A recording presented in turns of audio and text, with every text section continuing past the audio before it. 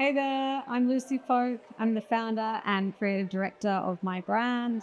Welcome to our office, store, and general wildly creative headquarters.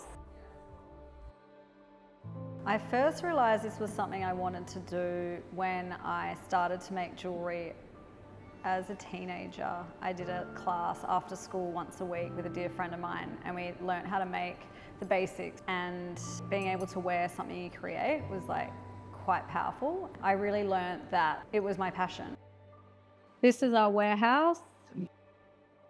This is where we dispatch our beautiful orders. This is our studio and our infamous master jeweller, Craig Spark, who's been with the brand for 16 years, yeah. 16 years. So we're family. This is where we imagine our new collections and talk about bespoke.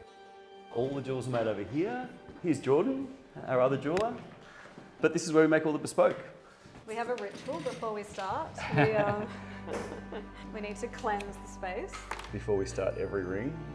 It's all about witchy business.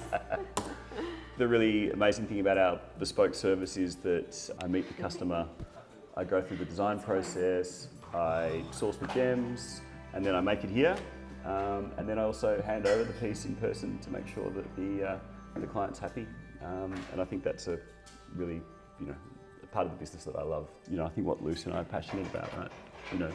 A special, ring should outlive the wearer and become, a family heirloom or artifact.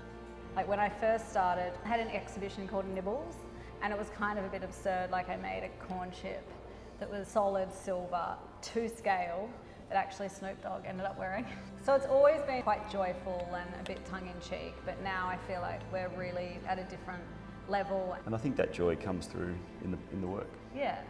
I mean, some of the challenges associated with, I think, becoming a jeweller, I think, as we've both found, is just finding your individual style and not just sort of, being trend-driven.